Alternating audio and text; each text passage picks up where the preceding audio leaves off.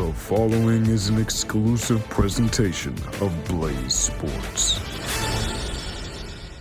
Welcome into Blaze Gameday, everybody. I'm Charlie Limoncelli, joined by Jack Connolly, Brennan Bucher, for another wonderful episode this week. We've got so much to talk about, guys. Let's kick it off with Sun Devil baseball. 3-3 over the last week. They did win the series against Utah, but they dropped it in extra innings on Monday against U of A. Also dropped a game to UNLV. Just quick thoughts before we get into the meat and potatoes of everything. Well, they won that series by the skin of their teeth after dropping game one on Friday night, 10-4.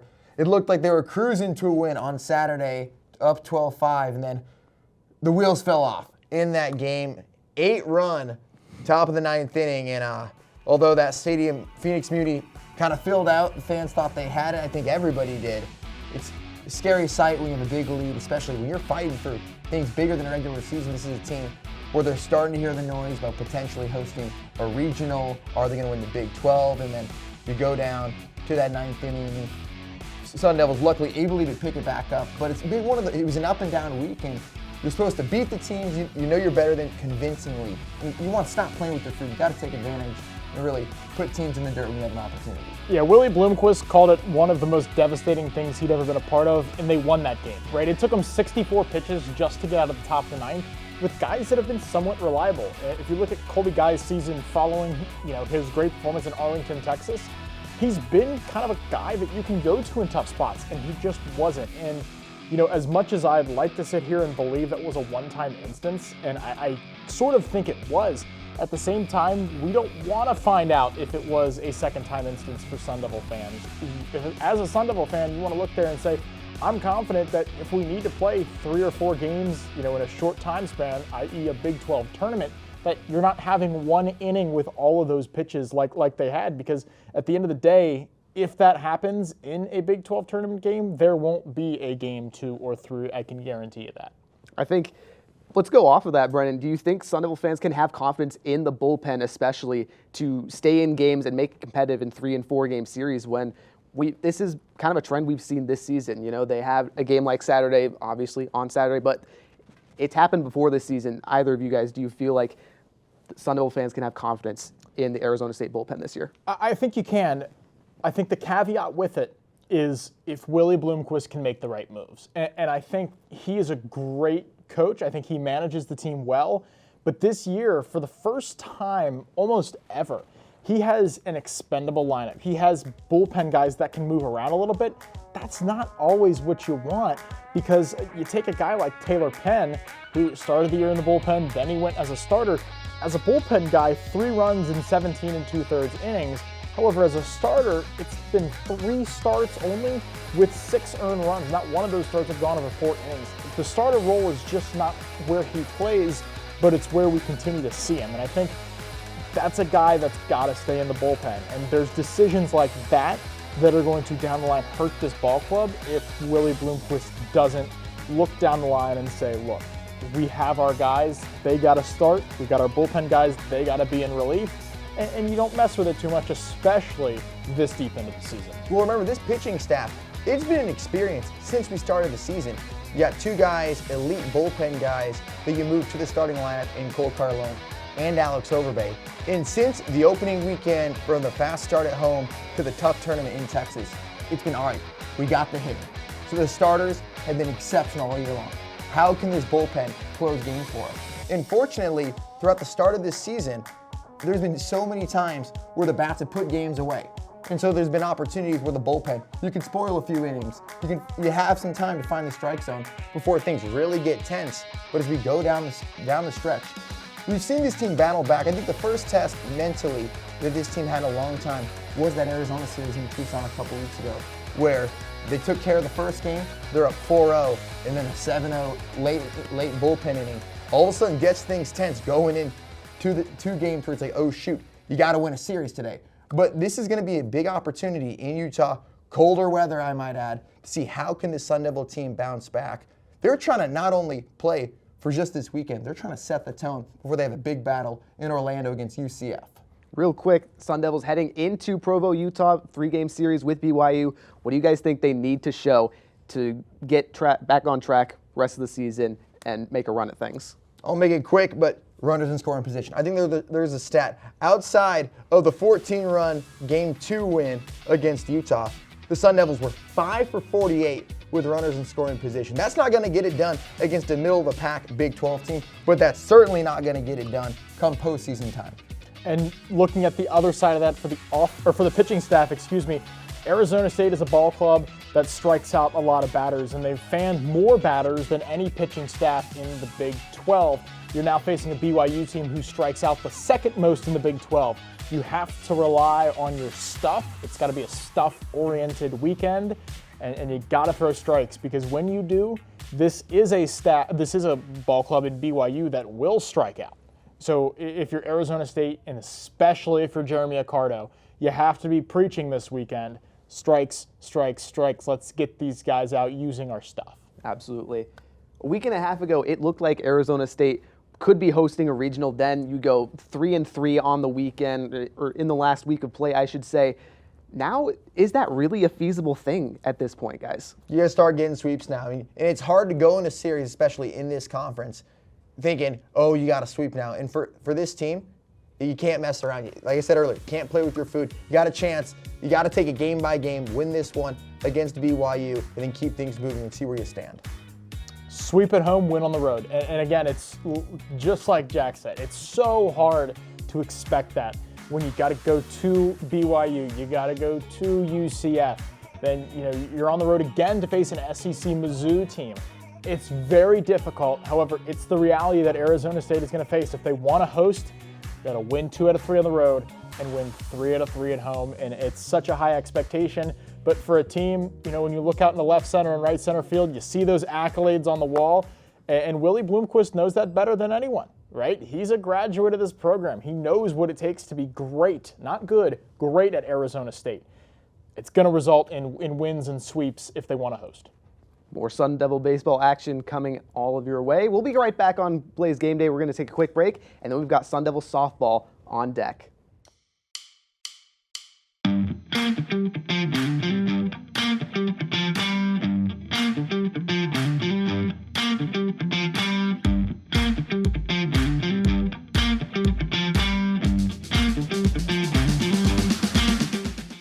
Welcome back to Blaze Game Day. We've got ASU softball to talk about. They just beat the ranked Grand Canyon Lopes last night, a 5-1 victory.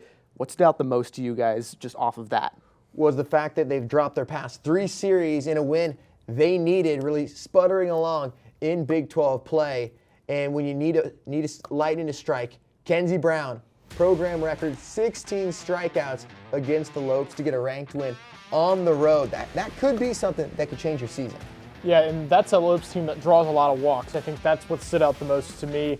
This season they have drawn 178 walks to just 63 by their opponents. They walk a lot. They've got a very keen eye at the plate, and Kenzie Brown went out there and just pounded the zone. She did a fantastic job on the mound. But too, let's not discredit that offense. They did their part when they needed to. Opponents only bat .230 against Grand Canyon this season, and it's a staff with a 1.08 whip. It's a very good Grand Canyon team that Arizona State had no problem toppling. So I thought that was a must-needed win that feels like it could be a turning point in this season. Absolutely. Arizona State now 32-13 on the season, 5-6 against ranked teams notably, and they've got a looming matchup with number 1 Texas Tech 2 series from now. They're heading to Houston. What do you guys think is the most important thing for them to prove before they get to Lubbock? Wake the bats up. This has been a team at times, when they're on. They're spraying the ball all over the ballpark. That's exactly what they did those first 20, 25 games when they started the season at home. You're bound to take a dip and go through some valleys as part of a long season, but you want the bats to compete the way they did. And we saw it, whether it was Tiare Ho Ching, Kaylee Pond made a great play in the outfield, but you saw players kind of wake up a little bit, and that's what you want. Get a ranked win, keep it going into a team that also is struggling in Big 12 play in Houston. And you mentioned the great catch against the wall. The defense is going to need to shape up and be at a top tier. There's no doubt about it. While they've had spots of highlights, and I'll highlight the one you just mentioned, Tiare Ho Ching has been fantastic at the hot corner. They still, as a team, have committed 5 more errors than their opponents this season. They're going to need to lock it down on the defensive side. Need to turn more double plays as well, because especially when you're about to face an #1 team over here on national television.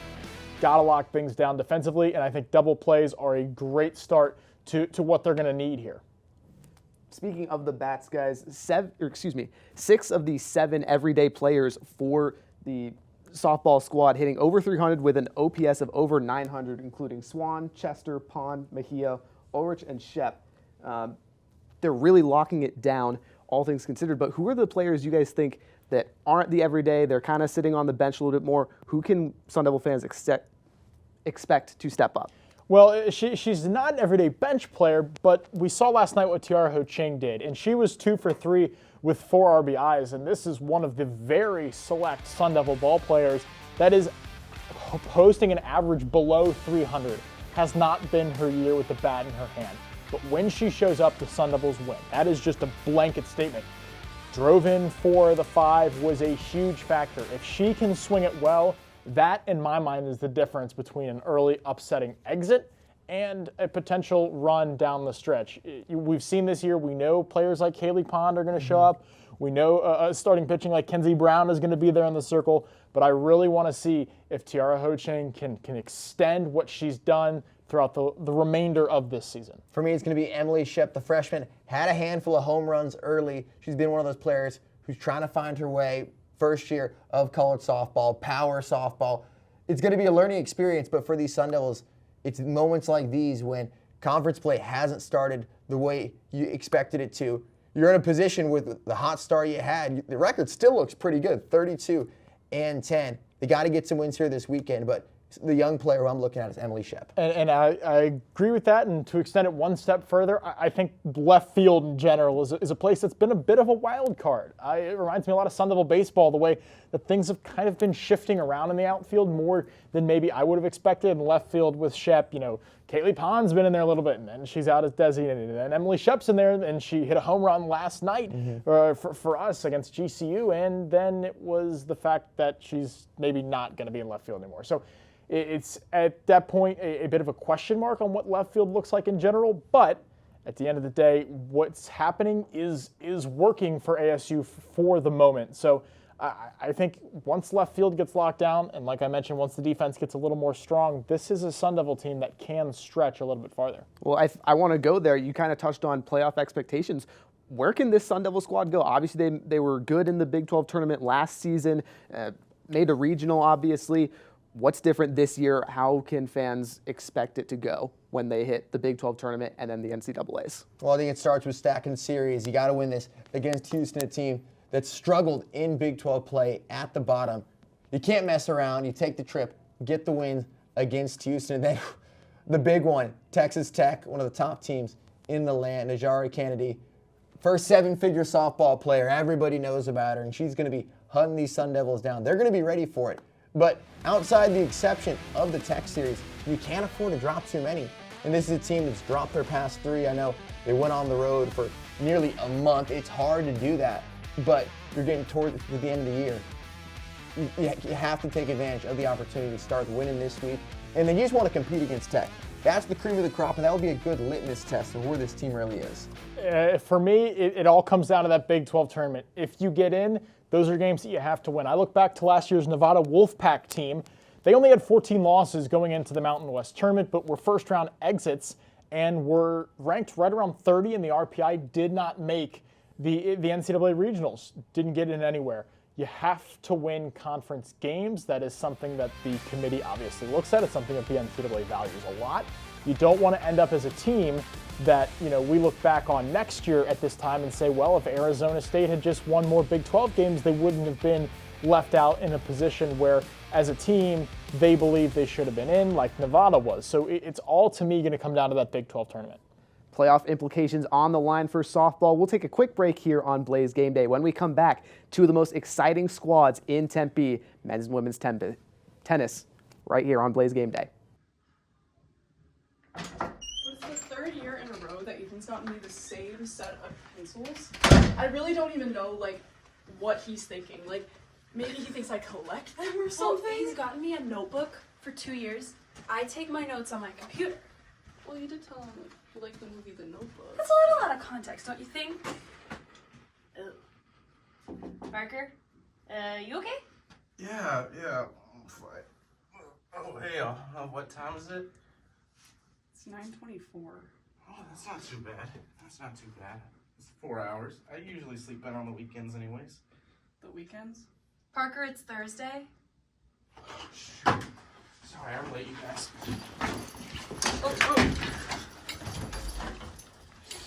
Is he gonna be okay? I think so. We probably should have asked him what month it was, though. Last time I caught him Christmas shopping, and it was February.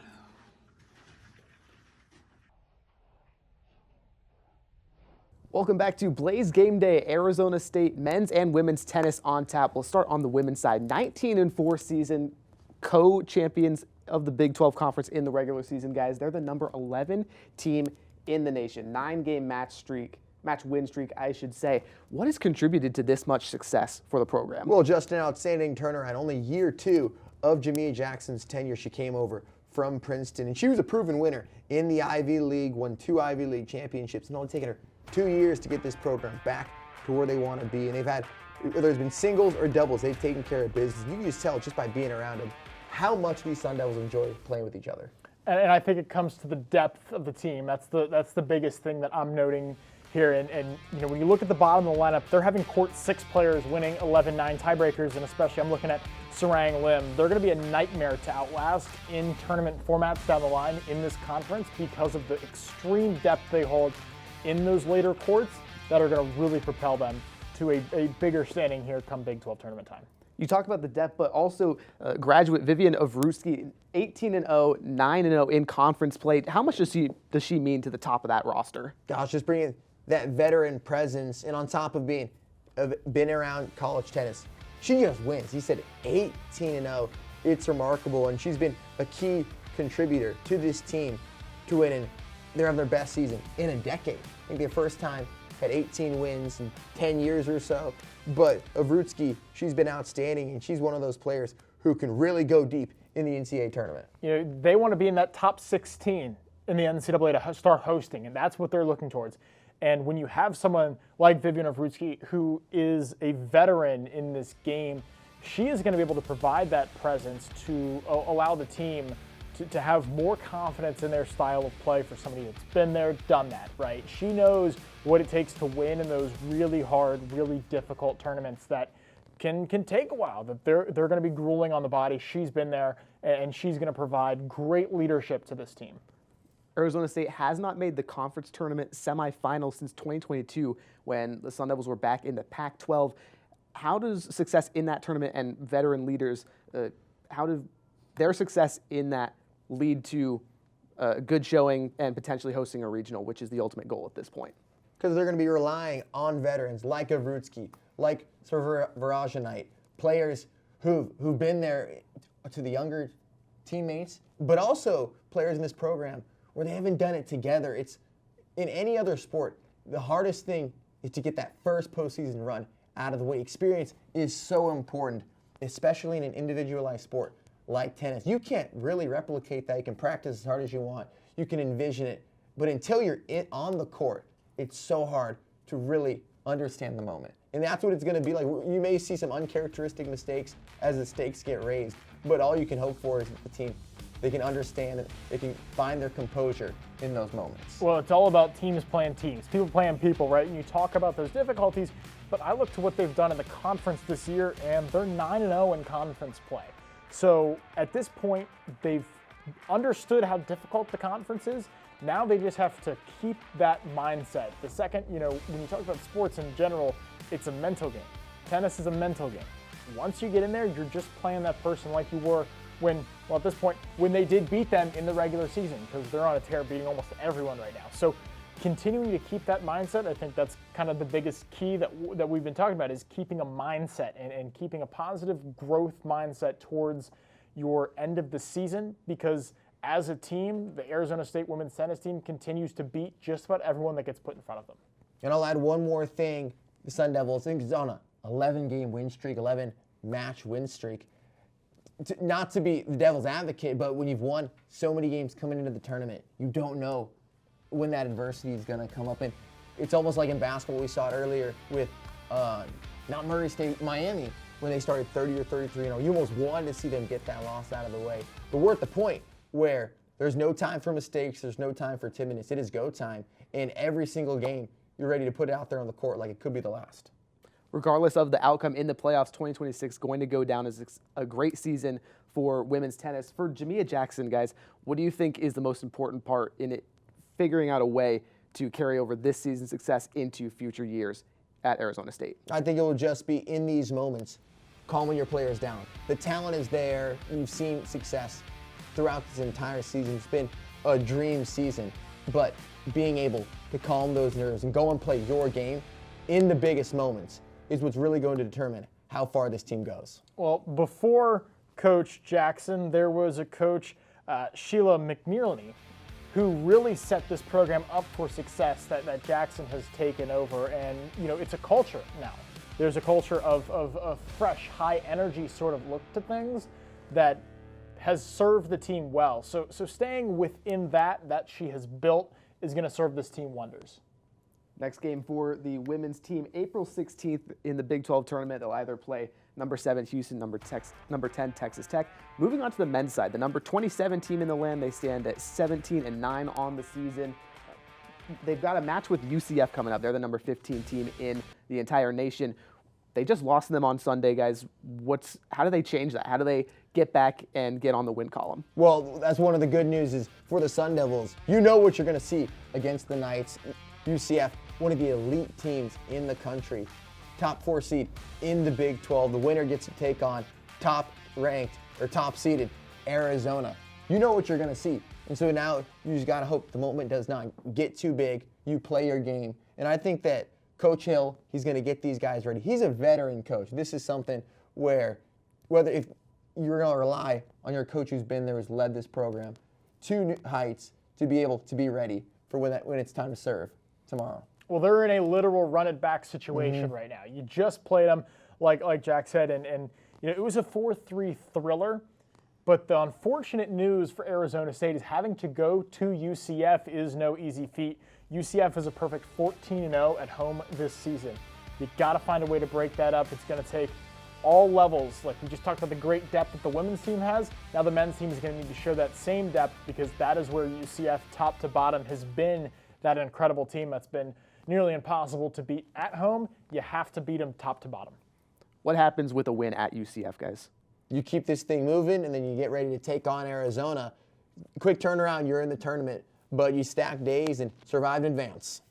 Well, in a previous press conference, Coach Hill had mentioned progressional development, and whether you've got Matthias Bondes who are transitioning to more aggressive, up close to the net kind of strikers, or whether you have people that are going to play a little more defensive, you want to see development, and no better way to see development than to go attack a team that just narrowly edged you out. On the season, pretty successful for men's tennis. What do you think ASU fans can expect with this postseason coming up? They're going to have to win a couple games to get in to qualify for the NCAA championships. Not a guarantee, but that's one of the beauties in the crack that conference tournament. Got to win out. Well, currently ranked number 30, and they're firmly in the conversation of being an at-large bid to that NCAA tournament, and a win over UCF, you can't even say the wonders that would do to boost that resume. But it's kind of been the story of this entire show. There is no better substitute for winning than winning. You have to go out and win matches that are going to be hard, that maybe you're not supposed to win. But if they can take a couple of key victories down the line, that 30 ranking will get higher to a point where they can comfortably sit in the NCAA tournament. We're going to take a quick break here on Blaze Game Day. When we come back, Sun Devil men's and women's golf on the other side right after this. Blaze Game Day is here. We welcome you back to Blaze Game Day here. The best of Blaze Radio has assembled to go over the top games for Arizona State athletics. Jordan Tyson's going to show up every game. He's going to give you a touchdown. But when he's out, who's the guy that can be that consistent force offensively?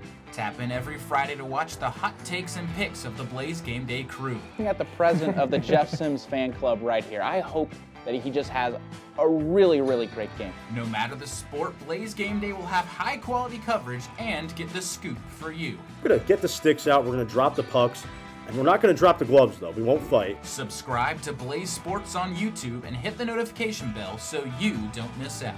All right, we got the game prediction in. And then we can go to Waffle House. Waffle House. Yes.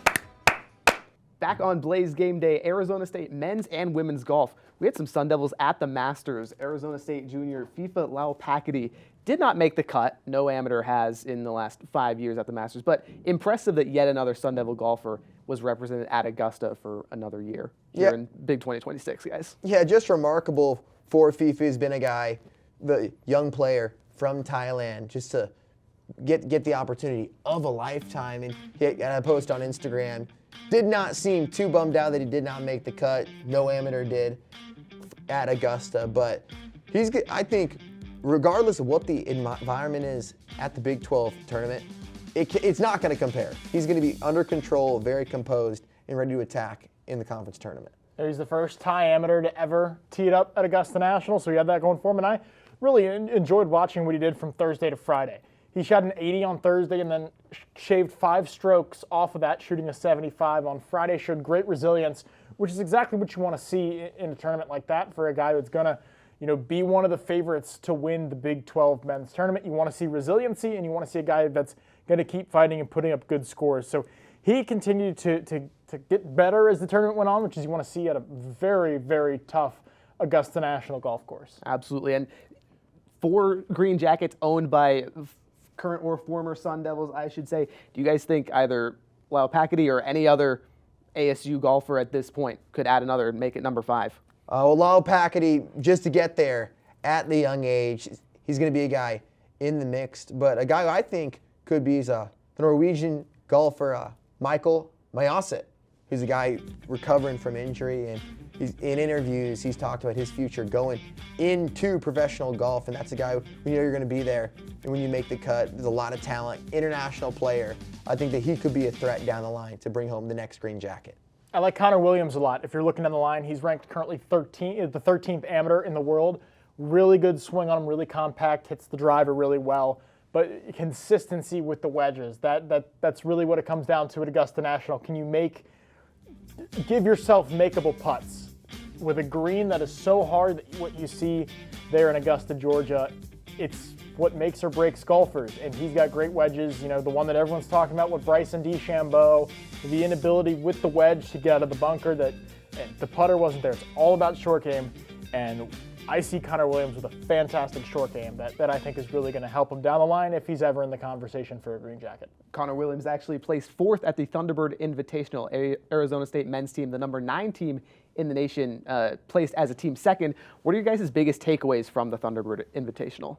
Well, when you're without your top 2 golfers and you still place 2nd, knowing you're going to get those 2 guys back, it brings some confidence. And we saw a lot of promising signs. Guys, I'm blanking on his name. Who was the freshman who finished 2nd?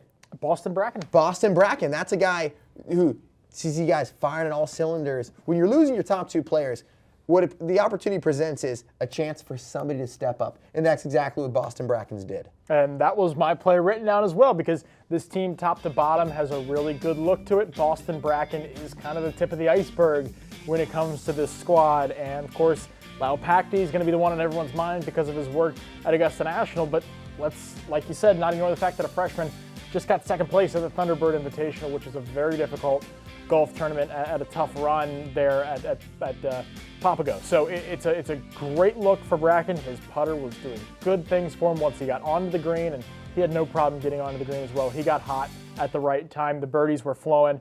So he was a guy that really looked good at the Thunderbird. With that being said, Big 12 tournament just 2 weeks away, April 23rd through 25th. What are the expectations for this men's team right now? Well, they're going to have an opportunity to win it when you bring back 2 guys, when you get a chance to bring back Laupakiti, Majaset's coming back, but also Bracken's. And for this whole team, a chance to catch your breath. 6 tournaments in about 6 weeks. They're going to use this time to rest up, get a chance to go back to the drawing board. But most importantly, we talked about it from whether it was listened to associate head coach Thomas Sutton or the rest of this staff, the chance to finally catch your breath. They feel good about this team. They didn't show exactly their best. They want to win tournaments, but they're feeling good coming into the Big 12 tournament? Golf is such a mental game. It's how you compete against yourself more than anything. And you know, we can talk about FIFA Laopakity all we want because he just competed against the best in the world at Augusta National. And it's a very loaded Big 12 tournament. You know, you look at Texas and Oklahoma State in there as well. This is going to be in Dallas, Texas. So it is right in a lot of those Big 12 teams' wheelhouse in terms of location. Arizona State has to travel a little bit to get there. So when you got these teams playing in their home course, it feels great for yourself mentally when you've done traveling against high-ranked teams. And FIFA Laopakity is going to be in the conversation to win this thing as an individual. I think he sets the team up in a wonderful standpoint. Absolutely. High expectations on the men's side, but on the women's side, they're the number 23 team nationally coming off of the Ping/ASU Invitational. What were your guys' takeaways from that tournament? Well, another talented freshman. We saw it performance last year. The Sun Devils in the same tournament had the highest performing freshman this year. It was a fellow Thai golfer, freshman, Faye Rubrong, had a phenomenal tournament, highest finishing freshman. The Sun Devils, they're going to bring some momentum back heading into this tournament. And as well, they're going to go back and get ready for the Big 12. I like a bit of a sleeper on the team in Isla McDonald-O'Brien. She currently leads the team in birdies with 82 and is tremendous in wedge play. That's been the difference for her. It's been those chips. It's been the pitching when she's needed it. The wedge play has been there. And when you want to look down the line at the Big 12 tournament, it's all about that short game at that Dallas Athletic Club course. The fairways are a little bit wider, so the driver's not going to be much of a problem for these golfers. It's a very tough green. How are you going to use your wedges to the best of your ability to set up for those putts for birdies? Because at the end of the day, the winner of a track like that is going to birdie the par fours and eagle the par fives. That's going to come down to that wedge play. The fairways aren't going to be a problem with the driver in hand. It's going to be what can you do with the short game, and what Isla McDonald-O'Brien has done this season. Like I said, 82 birdies, fantastic with a wedge in her hand. I think that's the key. And such a tough tournament there with the Big 12 championship. How do they build momentum and try to go for what would be the NCAA lead 9th national title with the Sun Devil Women's Golf? Yeah, it's a program with championship pedigree. Something that I'm really excited about. Patience Rhodes will be competing for the first time this season. She cracked the Masters amateur tournament for the women's side. She competed this week for the second consecutive year. That's an opportunity to get a player like that back, All-American a season ago. That's something that can boost your team going into the postseason. Yeah, I like Ashley Mean a lot here for this ASU team. She's a proven golfer, kind of been there, done that, a very good individual contender. I know we've talked about a lot of the team aspects, but as an individual contender, I think Ashley Mean is going to have the ability with, her iron play. That's kind of every golfer has their strengths of where they're going to succeed, right? I just mentioned Isla McDonald-O'Brien. She's great with the wedge. Really like what we've seen this season, out of Ashley Mean with the iron in her hand and with those setup shots. I think she's been great there. So as an individual player in that setup pool, I like her a lot. Awesome. Lots to talk about on the links, lots of action going on. When we come back, we'll talk about going to the sand, beach volleyball at Arizona State, up next on Blaze Game Day.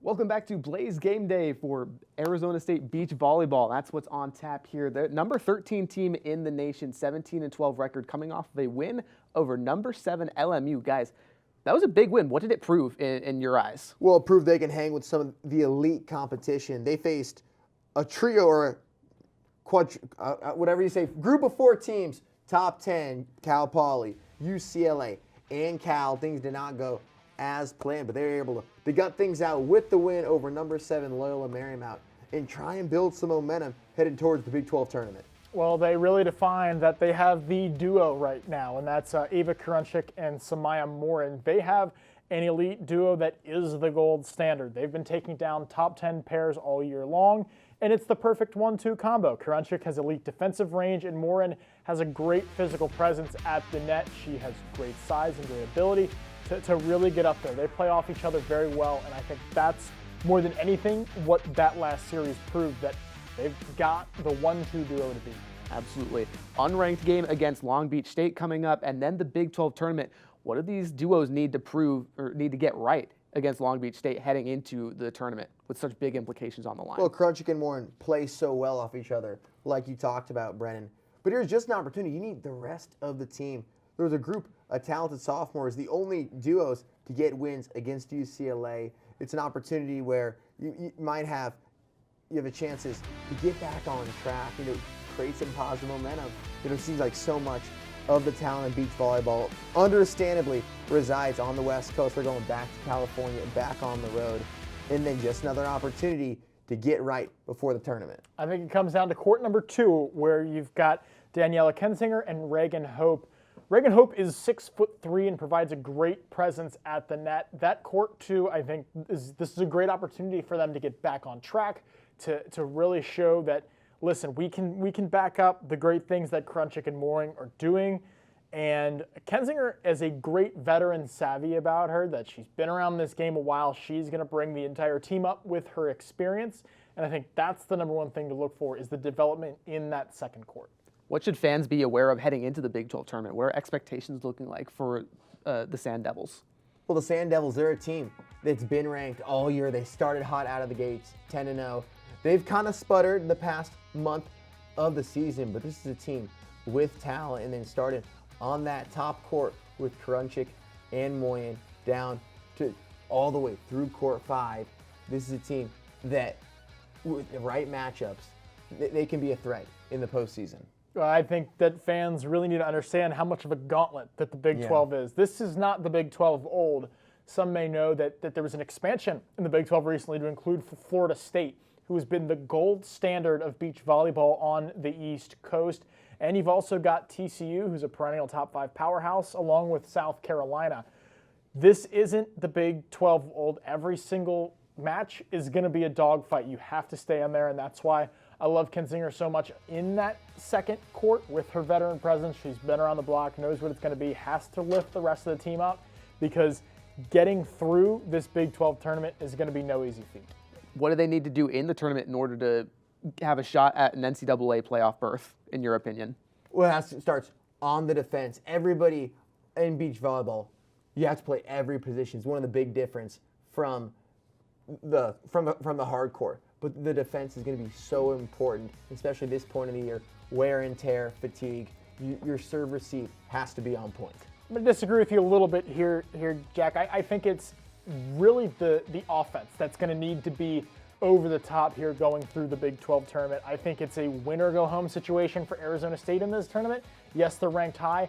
I think they want to get all the way to this championship, and they're going to fire everything they can do it. And as simple as that sounds, with how good the Big 12 is, teams can kind of pick and choose how they want to play it. Do you want to step off and really focus on that NCAA tournament, or do you want to go full force towards the end? And from what I see, Arizona State is good enough to compete with those teams. So I think being overly aggressive at the net will pay dividends down the line in this tournament. I think if you play as hard as you can on those over balls, I think that is the key for Arizona State in this Big 12 tournament. Fire on all cylinders. They've proven they can hang tough with the top competition. Arizona State 9-12 against top 25 teams this season. Guys, how do you think that's going to bode for them heading into the Big 12 tournament, potentially the NCAAs? What have they done well in those wins that have allowed them to stay so competitive? Well, they're battle-tested. 9 wins against top 25 teams. In order to get through the Big 12, you're going to have to be able to go through a Florida State, go through a Boise State, a perennial power in TCU. And they've shown they can do that. That confidence going into the tournament is something that's so important. Momentum is so powerful this time of year. Well, to me, it's simple math on how far they go. They're seeding, that sort of thing. But like you said, the committee's going to love their strength of schedule. With what Arizona State has done this season, they have played good competition. That's the nature of playing in the current stage of the Big 12. So a deep run in Tucson, I think finals is 100%. If they can make it to the finals in the Big 12 tournament, they are a lock. Semifinals probably still keeps them in, but you want to be in the top 17. That's who gets in, the field of 17 in the NCAA tournament, and they are an early loss puts them right there on that bubble. So it's going to come down to their like I said earlier, I think it's all in their aggressive offense. That's the style of play that I think Arizona State's going to have to rely on. And as they get farther, I think it's their ability to compete with the blue bloods of the beach, if we're going to call it that, to, in this Big 12, to compete in the NCAA tournament. Awesome. High stakes for the Sand Devils and Arizona State beach volleyball. That's going to just about do it for us here on Blaze Game Day. For Brennan Bucher, Jack Connolly, Charlie Limoncelli signing off, and we'll see you on the next episode.